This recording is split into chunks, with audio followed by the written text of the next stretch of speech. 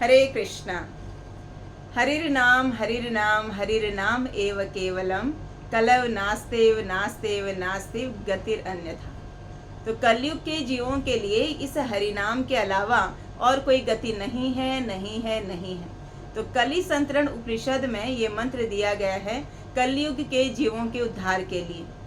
तो ये सिर्फ एक मंत्र नहीं है, है ना। तो ये क्या है, साक्षात भगवान ही है।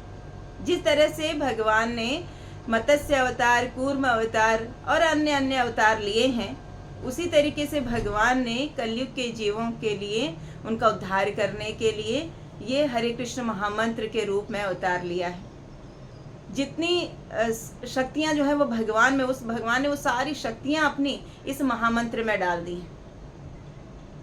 तो जितना जरूरी इस भौतिक संसार में हमें अपने इस देह का पालन करना, इस शरीर का पालन करना है, इस शरीर को चलाने के लिए भोजन करना जितना जरूरी है, उतना ही जरूरी है हमें हरे कृष्ण महामंत्र का जप करना।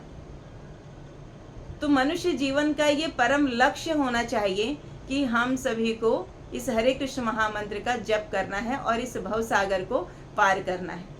एकमात्र यही एक मंत्र है जो हमें जन्म, मृत्यु, जरा, व्याधि से मुक्त कर सकता है।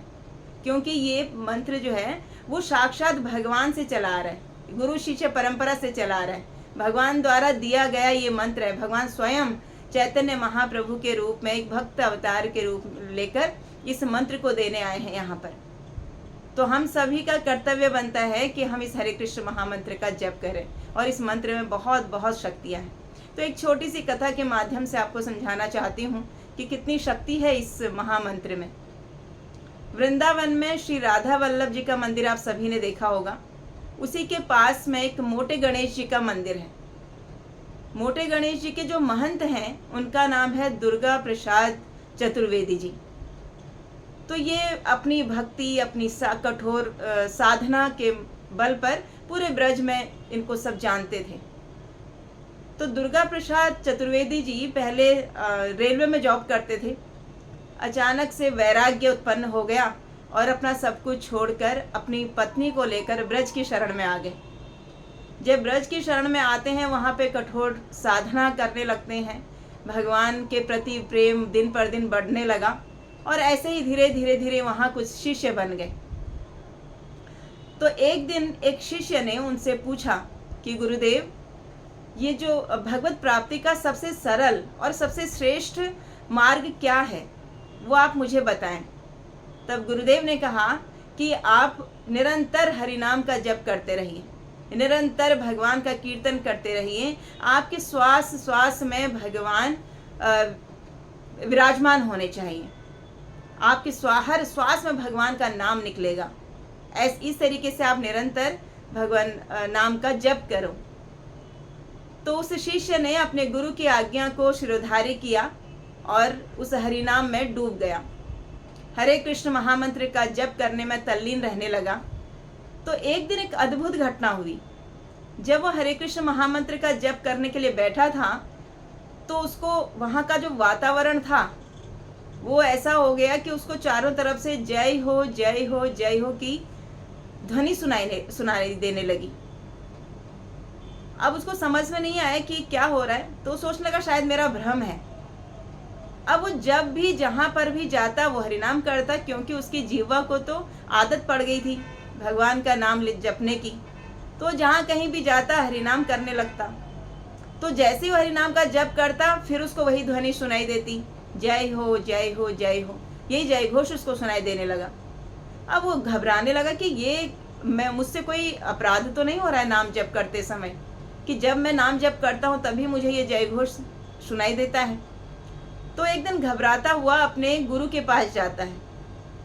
गुरुदेव से कहता है कि गुरुदेव, न जाने मुझसे कौन सा अपराध हो गया है, जब जब मैं नाम जप करने बैठता हूँ मुझे जय हो जय हो जय हो की ध्वनि सुनाई देती है।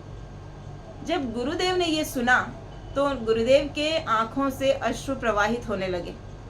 अब गुरुदेव के अश्रु प्रवाहित होते हुए देखकर शिष्य और घबरा गया कि शायद मेरे कोई अनिष्ट होने वाला है, जिसको देखकर गुरु महाराज जो हैं वो अश्रु प्रवाहित, वो रो रहे हैं।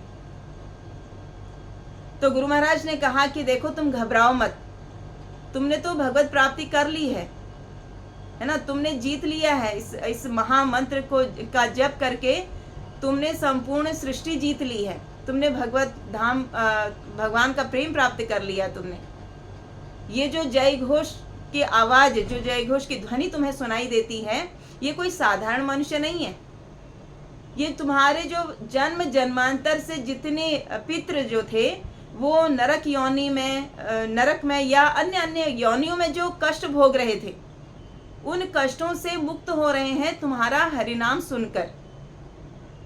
तो इसलिए वो तुम्हारे प्रति अपनी कृतज्ञता को व्यक्त करते हुए जय हो जय हो जय हो करते हैं, वो तुम्हारी जय हो कर रहे हैं। और एक दिन देखना कि ये जय घोष ध्वनि जो सुनाई दे रही है तुम्हें, ये सुनाई देनी बंद हो जाएगी। और कब ये सुनाई देनी बंद होगी? जब तुम्हारे पितृ, जो तुम्हारा अंतिम पितृ होगा, जो वो मुक्त हो जाएगा। तो सोचिए इतनी शक्ति है इस महामंत्र में। महामंत्र जपने वाले का ही भला नहीं होता, महामंत्र जपने वाले का ही उद्धार नहीं होता, उसके अनंत योनियों से, जो अनंत लोकों में, अनंत योनियों में जो उसके पितृ भटक रहे हैं, जो कष्ट भोग रहे हैं, वो भी मुक्त होते हैं। तो इतना प्रभावशाली, इतना शक्तिशाली ये महामंत्र है। तो अवश्य ही हम सभी को इसकी शरण में जाना चाहिए, इसका जप करना चाहिए। तो जब हम हरे कृष्ण महामंत्र का जप करते हैं तो आचार्य बताते हैं कि हमारी जिह्वा पर श्रीमती राधा रानी और भगवान श्री कृष्ण जो हैं वो नृत्य करने लगते हैं, वो प्रसन्न होते हैं और हमें अपनी कृपा प्रदान करते हैं। तो आइए हम सब मिलकर हम संकल्प लें कि हम हरे कृष्ण महामंत्र का रोज जप करेंगे, रोज भगवान को प्रसन्न करने का प्रयास करेंगे। हरे कृष्णा।